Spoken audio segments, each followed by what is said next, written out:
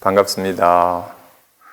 음력 2월 8일이 부처님께서 출가하신 날을 기념하는 출가제일입니다. 그래서 출가제일을 기념하여 출가의 의미와 출가 사문의 삶에 대해서 잠시 살펴보는 시간을 갖도록 하겠습니다. 원효스님께서 발심 수행장에 이르시길 이심증의 심형 사문이요 불연세속 심형 출가라. 마음속 탐욕을 여인 것을 사문이라고 이름하며 세속을 그리워하지 않는 것을 출가라 이름한다고 하셨습니다. 즉 사문이란 마음속에 탐욕을 여인 자이고 출가란 세속을 그리워하지 않는 삶이라는 뜻입니다. 이에 대해 좀 더 깊이 살펴보기에 앞서서 부처님을 만나서 가르침을 듣고서 출가한 한 젊은이에 대한 얘기를 잠깐 살펴보겠습니다. 요즘 젊은이들과 마찬가지로 옛날의 젊은이들도 돈 많이 벌어서 좋은 집에서 좋은 사람들이랑 좋은 음식 먹고 좋은 술 마시며 즐거움을 만끽하는 것을 행복이라고 여겼습니다. 다행히 이 젊은이는 부유한 집안에 태어나서 큰 돈 걱정 없이 살았어요.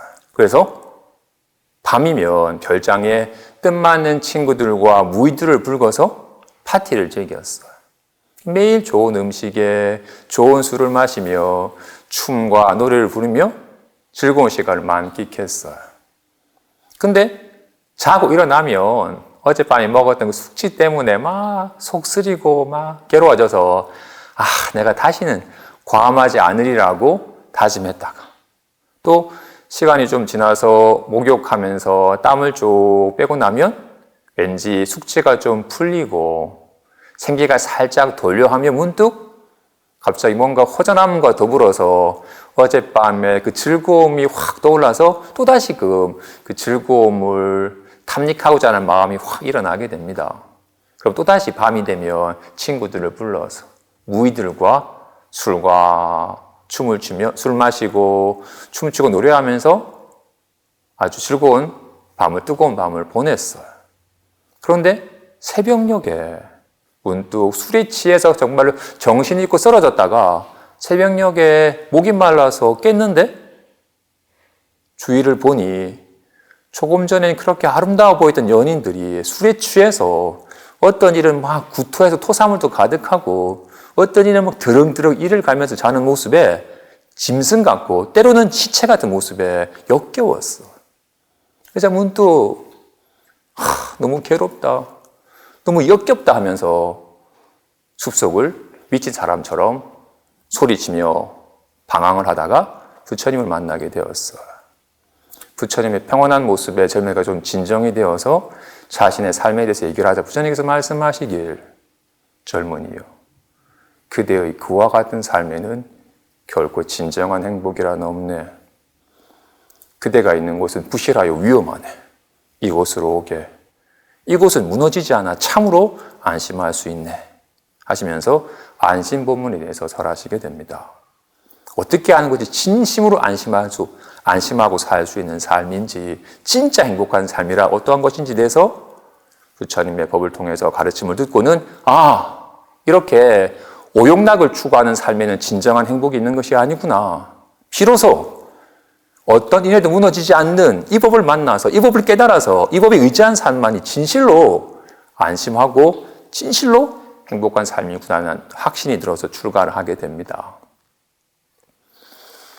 그 젊은이 못지않게 많은 이들이 아까 말하는 것처럼 좋은 대학에 가서 좋은 직장을 얻어서 좋은 가정을 꾸리면 행복할 것 같지만 계속 이런저런 문제들로 괴로움이 끊이질 않습니다.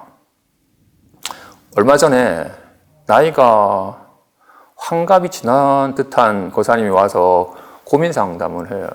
스님, 제가 밤만 되면 외롭습니다.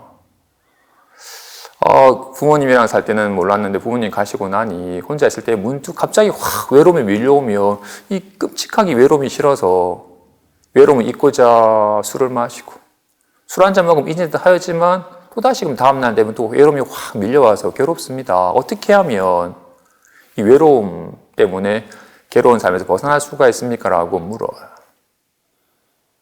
이분은 외로움 때문에 괴로웠지만 어떤 분들은 직장 동료와의 갈등, 상사나 후배와의 갈등 때문에 막 근심 어린 괴로운 삶을 보내기도 합니다.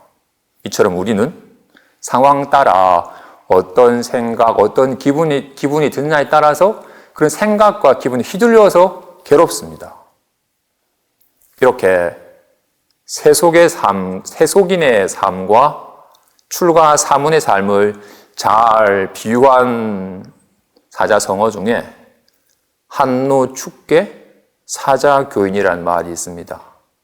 한 나라의 개는 흙덩이를 던지며 흙덩이를 쫓는데 사자는 흙덩이를 던지면 흙덩이를 쫓지 않고 흙덩이 던진 사람을 물어버린다고 합니다. 세속의 사람은 인연 따라 드러나는 생각과 기분을 따라갑니다. 그래서 어떤 일을 만나 어떤 기분이 드느냐에 따라서 막 즐거워하기도 했다가 막 괴로워하기도 했다 합니다. 하지만 출가 사문의 삶은 인연 따라 어떤 생각이 일어나면 생각을 쫓는 것이 아니라 그 생각이 일어난 당체를 확 깨달아서 생각에 걸림없는 삶을 살아가는 이라고 합니다. 비유하여 어떤 이가 편안한 자기 방에서 잠이 들어서 문득 악몽을 꾸면서 막 비명을 지르면서 괴로워할 수도 있고, 또는 편안히 잠자리에 들어서 좋은 꿈을 꾸면서 막 즐거워할 수도 있어요. 어떤 삶이 좋을까요? 악몽을 꾸면서 막 비명 지르고 괴로워하는 삶이 나을까요? 아니면 좋은 꿈 꾸면서 즐거워하는 꿈을 꾸는 삶이 나을까요? 아니면 다 꿈인 줄 알아서 악몽을 꿔도 괴로워하지 않고 좋은 꿈을 꿔도 기뻐 날뛰지 않는 꿈이 꿈인 줄 알아서 꿈에 걸림없는 삶을 사는 것이 나을까요? 세속의 삶이란 좋은 꿈 꾸면서 좋은 꿈을 만끽하는 삶을 사는 것을 지향하는 삶이고, 출가의 삶이란 꿈이 꿈인 줄 알아서 악몽을 꿔도 불안해하지 않고 좋은 꿈을 꿔도 기뻐 날뛰지 않는 삶을 지향하는 삶입니다. 좋은 꿈 꾸면서 즐거워하였기 때문에 한순간 돌이켜 악몽을 꾸면 비명을 치며 괴로워지는 겁니다. 꿈꾸는 삶은 꿈이 실제인 줄 알아서 꿈에 의지하여 꿈에 휘둘리는 삶은 결코 자유로운 삶이 아닙니다. 좋은 꿈 속에서 금덩이 주는 꿈을 꿔봐야 실질적으로 자신에겐 조금도 이익도 없고 똥똥에 빠져가지고 허우적거려 봐야 자신은 진실로 더러워지질 않습니다. 괜히 꿈에 속아서 괴로웠던 거지. 말한 것처럼 한 나라의 개는 흙덩이를 쫓지만 사자는 사람을 물어버리는 것과 같이 어리석은 사람은 문득 꿈을 꾸면, 그죠? 우리는 밤에는 꿈을 꾸지만 낮에는 망상이라는 꿈을 꿉니다. 어제 걔 왜 나한테 그랬지라고 있지도 않은 생각으로 꿈을 그리고는 그 생각에 막 휘둘려서 괴로워합니다. 안타깝게도 요즘에는 세상적으로는 정말로 좋은 직장에, 좋은 집에, 좋은 차를 타면서 남들이 부러워할 만한 삶을 살건만 정말 속으로는 불안감과 우울감에 시달려서 괴로워하고 심해서 자신의 마음을 진정시키기 위한 약을 먹어야 될 정도로 마음의 괴로움을 호소하는 이들이 많습니다. 인연 따라 드러나는 생각과 기분에 의지하는지라 생각, 기분을 다 요동치는 삶을 살아가는 겁니다. 아까 말한 것처럼 사문이란 마음속 탐욕을 여인 것을 사문이라 이름하며 세속을 그리워하지 않는 것을 출가라 이름한다고 했습니다. 그렇다면 마음속 탐욕을 여인다는 건 어떤 것일까? 아무런 욕심 없이 살아가는 걸까요? 맛있는 거 먹고 싶은 욕심도 안 일어나고 좀 편하게 쉬고 싶은 욕심도 안 일어나고 일체 욕심이 없는 삶이 사문의 삶일까요? 아니면 아까 말한 것처럼 문득 좋은 꿈을 꿔도 특별히 이익된 것이 없고 나쁜 꿈을 꿔도 특별히 손해되는 거 없는 걸 알아서 꿈에 휘둘리지 않는 것과 같은, 비유하자면 거울이 꽃을 비춰도 아름다워지지 않고 똥을 비춰도 더러워지지 않듯이 욕심을 여인 삶이란 거울에 아무런 영상이 나타나지 않아야지 문제가 없는 게 아니라 거울의 영상이 허망한 영상인 줄 알면 영상에 물들지 않고 걸림이 없는 것과 같이 악몽을 꿔도 꿈인 줄 알면 악몽을 꿔도 안심할 수 있는 것과 같이 인연따라 어떤 생각과 기분이 들어도 망상인 줄 알면, 꿈인 줄 알면, 환인 줄 알면 거기에 물들거나 사로잡혀 끄달리지 않는 것이 마음 가운데 탐욕의 여인다는 말입니다. 거울이 영상을 놔두는 가운데 영상을 여의듯이, 꿈꾸는 사람이 꿈꾸는 가운데도 꿈속의 영상을 여의듯이 아무런 영상이 나타나지 않아야 되는 것이 아니라 나타나도 환인 줄 알면 그래서 여인다고 말하는 겁니다. 그래서 출가사문이란 늘 마음은 잊어버린 채 생각과 기분이 진실인 줄 알고 생각과 기분에 의지하는 삶에서 비로소 모든 생각과 기분은 허망한 것인 줄 알아서 어떤 생각과 기분이 나타나더라도 그 생각과 기분을 따라가지 않고 생각과 기분이 일어나는 근원이 마음을 깨달아서 마음에 의지하여 마음에 밝아진 삶을 자꾸 살아가는 겁니다. 그래서 공부하는 사람은 마음과 생각에 대해서 바르게 구분할 줄 알아야 됩니다. 마음이란 어떤 것이고 생각이란 어떤 것인지에 대해서. 그래서 부처님께서는 이런 마음과 생각을 비유하여 금과 금장신구에 비유했어요. 어떤 이가 야, 그 종이돌은 가짜 돈이고 금이 진짜 돈이다. 그러니 그 종이돈 들고 있지 말고 빨리 금을 사라라고 얘기를 하는 거야. 그래서 금이 진짜 돈이구나. 내가 금을 사러 가야겠다 해가지고 금방에 갔어요. 금을 사러. 그런데 거기에 두꺼비가 있고 돼지가 있고 송아지만 있지 금은 없어요. 금이 귀하다고 하니까 저 금고석에 뒀나? 하고 금 어디 있습니까? 라고 묻는 이와 같이 금송아지고 금두꺼비고 금돼지죠. 저건 금송아지는 송아지인가요? 금인가요? 금이죠. 금은 어떤 모양일 때 더 가치가 좋아져요? 동그란 모양일 때? 네모난 모양일 때? 송아지 모양일 때? 두꺼비 모양일 때?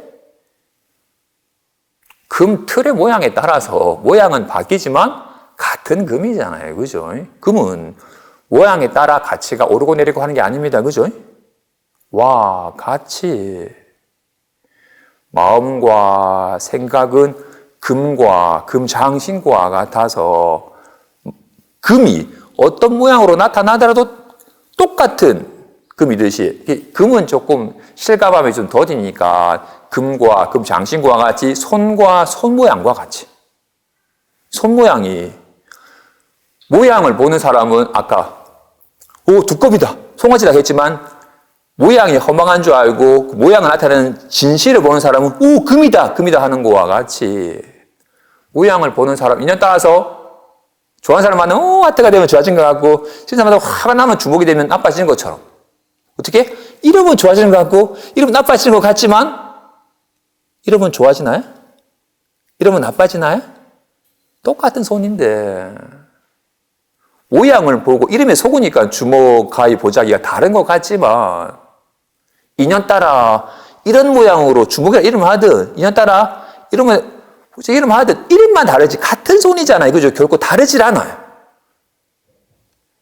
그래서 손을 보려면 모든 모양이 허망한 줄 알아서 모양 알고 보면 손을 보는 것과 같이 손을 본 사람은 결코 작아지지 않고 커지지 않으며 좋아지지 않고 나빠지지 않음을 알아요.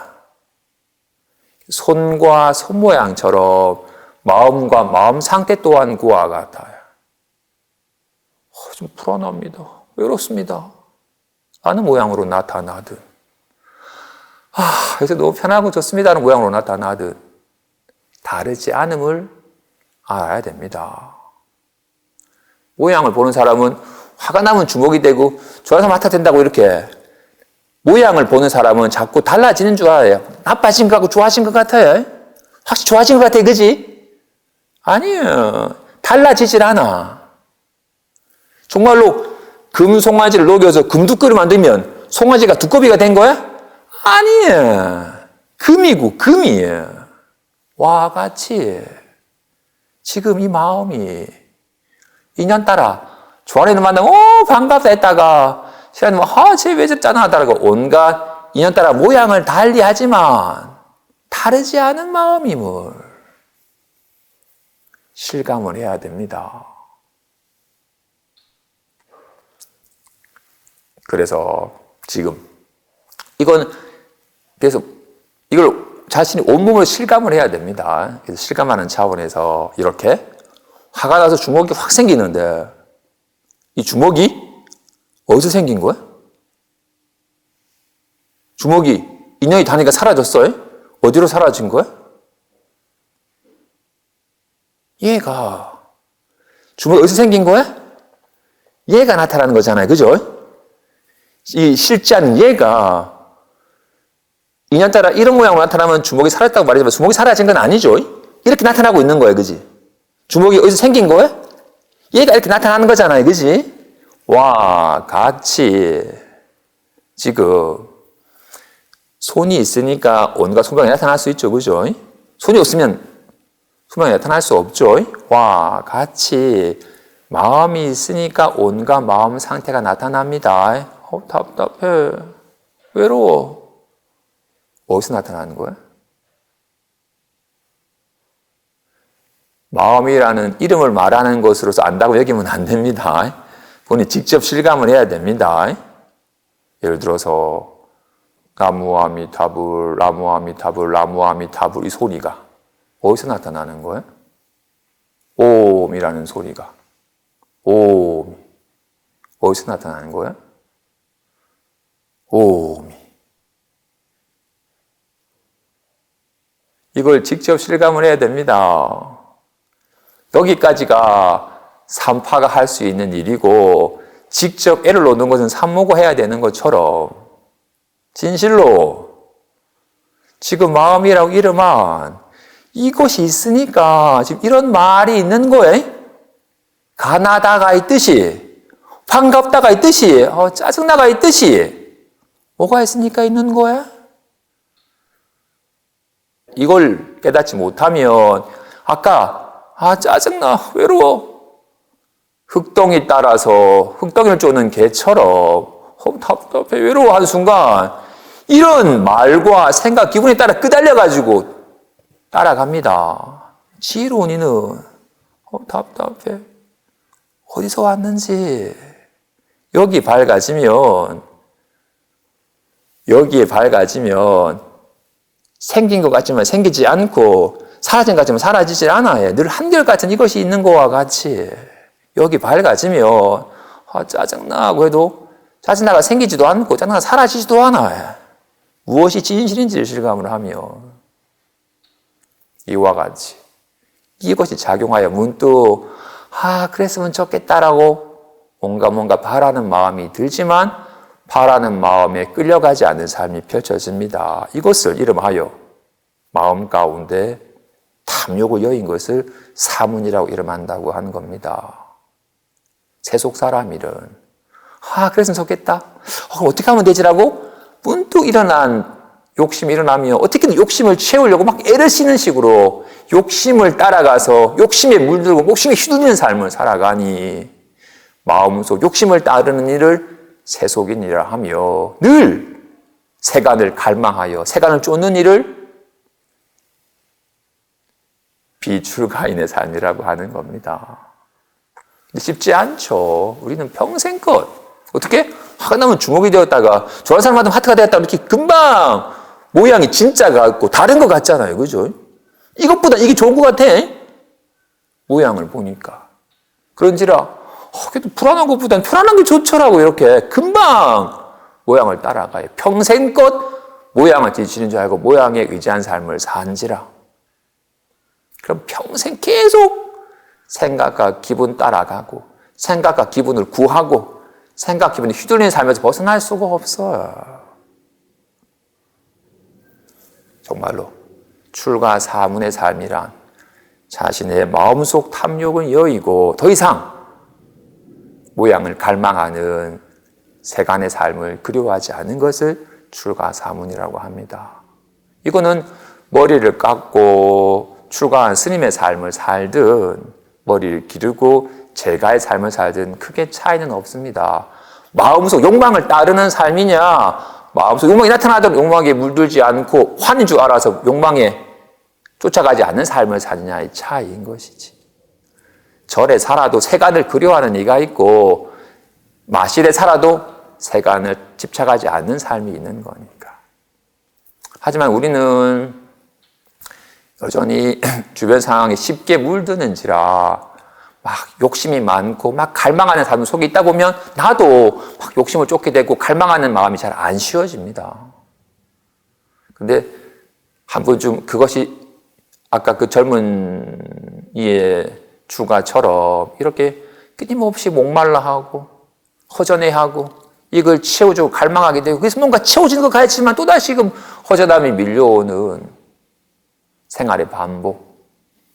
허전하고 갈망하고 쾌락을 누려 즐거웠지만 또다시금 돌아보면 허전함이 느껴지는 삶을 반복하면서 이런 삶에는 진정한 행복이 없다. 이건 진실로 어리석은 이의 삶이다라고 알아서 이런 모양을 쫓는 삶을, 욕심을 쫓고 욕심을 채우려고 하는 삶이 얼마나 덧없는 삶인지 알아서 그 삶을 한번 부끄러워하고 뉘우치고 이런 삶을 그치고서 진실한 안심의 삶에 대한 마음을 내는 것이 이렇게 깊이 참여하고 발심하는 삶이 그동안 악순환 삶을 그치게 됩니다. 정말 악순환이었음을 허전해하고 갈망하고 체온도 다 했지만 밑빠진 독에 물 부은 것 같이 또다시금 허전함을 느껴서 또다시금 갈망하는 삶에는 진정한 행복이 없다. 내가 이런 삶을 그치리라라는 강한 뉘우침과 발심의 삶이 필요합니다. 출가 사문의 삶이란 마음속 탐욕을 여의고 세간을 그리워하지 않는 삶, 욕심이 일어나더라도 욕심에 물들지 않는 삶, 세간 속에 살더라도 세간에 물들지 않는 삶, 연꽃처럼 진흙탕 속에 있지만 진흙탕에 물들지 않는 연꽃과 같이 세간 속에 살면서도 세간의 말과 생각과 기분에 물들지 않는 온과 인연과 함께하되 인연에 물들지 않는 여유한 삶을 사시는 불자가 되시기 바랍니다. 모두 성불하십시오.